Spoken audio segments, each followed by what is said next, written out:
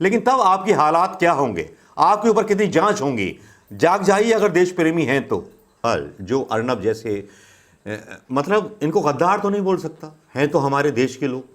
किसी को भी गद्दार बोलने का हक मेरा नहीं है जब तक अदालत उसको गद्दार ना बोल दे। रात को 12 बजे चिल्ला सकता हूं, जैसे यूपी के हर जिले में या शराबी चिल्लाते हैं, कौन है बे, ये बे, कहां है मोदी, कहां है अमित शाह।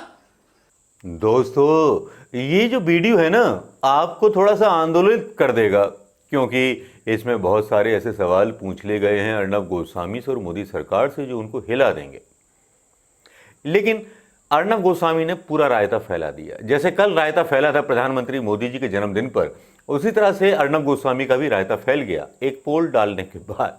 उस पोल की क्या स्थिति हुई, कैसी हुई, आप खुद उसकी समीक्षा कीजिएगा कि अर्नब गोस्वामी नशे में डिबेट करते हैं या ये पूरा गोदी मीडिया, जिसको ये प्राइवेट शायद कंपनी के पूरा मीडिया है, इसको भी दोष नहीं देना चाहिए।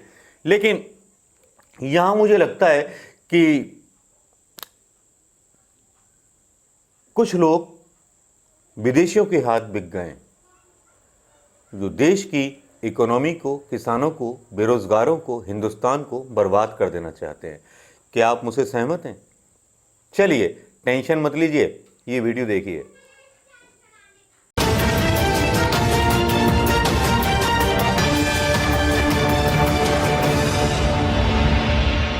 दोस्तों, ये जो वीडियो है ना, आपको थोड़ा सा आंदोलित कर देगा, क्योंकि इसमें बहुत सारे ऐसे सवाल पूछ लिए गए हैं अर्नब गोस्वामी से और मोदी सरकार से जो उनको हिला देंगे।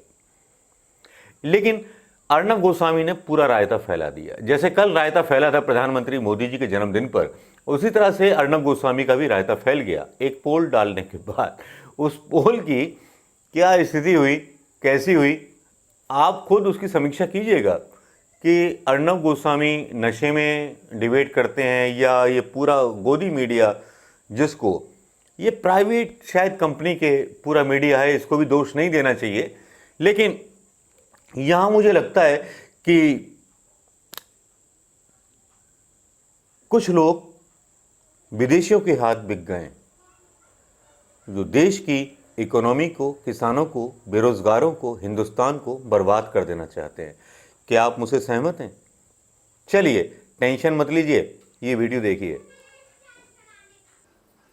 दोस्तों नमस्कार। कभी कभी अर्नब गोस्वामी से इंस्पायर हो जाता हूं, कभी कभी मेरा भी मन करता है, कहां है मोदी, कहां है अमित शाह, अरे कहां छुपा हुआ है, जवाब तो दे आकर के, सामने तो आए। कोई सामने नहीं आएगा, क्योंकि सब गद्दार हैं, सब मिले हुए हैं। क्या इस तरह की भाषा इस्तेमाल की जानी चाहिए मेरे द्वारा? मैं अपनी खुद की बुराई करता हूं, नाम ले ले करके इस तरह से बेइज्जती करना अर्नब गोस्वामी जैसे एक पत्रकार को शोभा नहीं देता। जिस पत्रकार ने कभी राहुल गांधी को क्लीन बोल्ड कर दिया हो, वो पत्रकार जब इस तरह की बातें बोलता है तो लगता है कि देश की आत्मा बिक चुकी है। जिन पत्रकारों के पास किसानों के मुद्दे नहीं होते, बेरोजगारों के मुद्दे नहीं होते, देश की समस्याओं के मुद्दे नहीं होते, चीन की कब्जे की समस्या के बारे में कोई सवाल सरकार से नहीं होते, तो ऐसे गद्दार अर्नब गोस्वामी को क्यों ना चौराहे पे खड़ा होकर के सवाल पूछना चाहिए। उद्धव ठाकरे सरकार की सबसे बड़ी गलती है कि वो सुन रही है, वो इनसे सवाल नहीं कर रही कि देश के असली मुद्दों पर आप क्यों सवाल नहीं कर रहे। इस मामले में इनको संविधान के तहत नोटिस क्यों नहीं भेज रही। मैं भी दारू पी के बोल सकता हूं कैस्टो मुखर्जी की तरह, रात को 12 बजे चिल्ला सकता हूं, जैसे यूपी के हर जिले में या शराबी चिल्लाते हैं, कौन है बे, ये बे, कहां है मोदी, कहां है अमित शाह।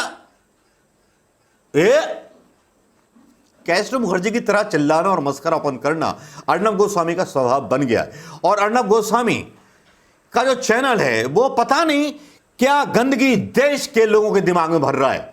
जिस तरह की भाषा वो बोलता है और बच्चे देखते हैं, वो भी कल को अपने चाचा से, अपने दादा से पूछेंगे कहां घुसा है। जिस तरह से ये गमला गिर गया, कहां घुसा है अर्नब गोस्वामी, हाथ पैर चलाएंगे तो गमला तो गिरेगा ही। वो गमला गिरेगा जो एकता का गमला है। लेकिन यहां अर्णब गोस्वामी जैसे एक, पता नहीं मैं इसको पत्रकार बोलूं या क्या बोलूं, या नशे में बोलने वाला ऐसा पत्रकार जो कभी सलमान खान पे भौंकने लगता है, कभी किसी पे भौंकने लगता है। एक और आ गई है नायिका कंगना रनावत। कंगना रनावत को चीन के बारे में चिंता नहीं है, बेरोजगारों के बारे में चिंता नहीं है, किसानों के विरोध में जो बिल लाया गया उसके बारे में चिंता नहीं है। लेकिन Arnab Goswami, the master of media, क्या से क्या बना दिया गया।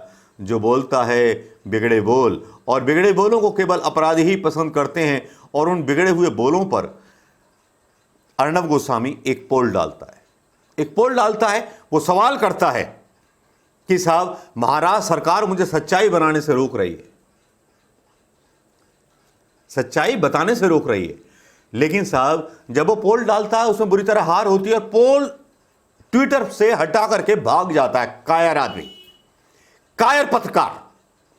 तो अर्णब गोस्वामी कहां घुसे हुए हो तुम? कौन से शहर में रहते हो तुम अर्णब गोस्वामी? ये तो बता दो, कहां हो तुम? जवाब दो। पोल क्यों मिटाया? मेरी भी भाषा ऐसी हो सकती है, लेकिन ऐसी भाषा होने का मतलब यह नहीं है कि यहां भाषाओं के मतलब मिटा दिए जाएं। जब भाषाओं के मतलब मिट जाएंगे तो देश के मतलब मिट जाएंगे। देश के वो जरूरी सवाल जो अर्णब जैसे, मतलब इनको गद्दार तो नहीं बोल सकता, हैं तो हमारे देश के लोग। किसी को भी गद्दार बोलने का हक मेरा नहीं है जब तक अदालत उसको गद्दार ना बोल दे, या किसी को गद्दार बोलने का हक मेरा नहीं है। लेकिन अर्णब गोस्वामी का जो तांडव चल रहा है, जो सुशांत राजपूत और ये सब कुछ चला रहे हो, भैया चलाइए, क्योंकि आपका लेवल केवल स्थानीय पत्रकारों जैसा है। एक राष्ट्रीय लेवल हुआ करता था कभी आपका। कभी आप यूपीए सरकार में सवाल पूछा करते थे पाकिस्तान के बारे में, इंटरनेशनल नीति के बारे में। लेकिन आज की डेट में आप चीन के बारे में सवाल नहीं पूछ रहे, एम्प्लॉयमेंट कितना कम हो गया उसके बारे में सवाल नहीं पूछ रहे।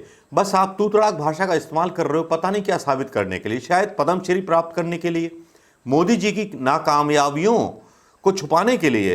अर्णब गोस्वामी इस तरह की हरकत कर रहे हैं, या अंजनाओं कश्यप कर रही हैं, या कौन कर रहा है, मेरी समझ में नहीं आ रहा। ये लोग गद्दारी कर रहे हैं देश के साथ।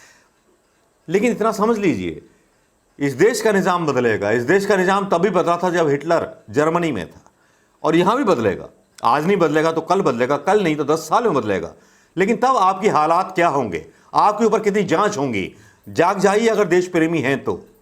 नशे में और सुट्टा मार करके और चिलमबाजी करके पत्रकारिता करना किसी अच्छे पत्रकार को शोभा नहीं देता। इंटरनेशनल जो मतलब मुद्दे होते हैं, जो सरकार पर असर डालते हैं, देश के किसानों पर असर डालते हैं, उन पर कम से कम बोला करो। लेकिन इतना डरपोक अर्णब गोस्वामी निकलेगा, मुझे पता नहीं था। अपना पोल डाल करके खुद निकल जाएगा, ये मुझे पता नहीं था दोस्तों। इतना डरपोक अर्णब गोस्वामी वाकई में देख करके अच्छा लगा, क्योंकि भारतीय जनता पार्टी के डरपोक बहुत हैं। मोदी जी के वीडियो भी डिसलाइक हो रहे हैं, अर्णब जैसे पत्रकारों को बहिष्कार किया जा रहा है। तब ईवीएम भी काम नहीं करेगा। अगर ईवीएम काम कर गया तो देश में विश्व युद्ध, मतलब सॉरी गृह क्रांति तय है, ऐसा मेरा अनुमान है। लेकिन होगी नहीं, मैं ऐसे नहीं चिल्लाऊंगा कहां है गृह क्रांति, कैसे होगी गृह क्रांति, मैं ऐसे नहीं चिल्लाऊंगा दोस्तों। नमस्कार, जय हिंद दोस्तों। वीडियो को शेयर करना मत भूलिएगा, विचार अच्छे लगे हों तो उन पर कमेंट करना मत भूलिएगा, अपनी राय देना मत भूलिएगा दोस्तों। नमस्कार, जय हिंद।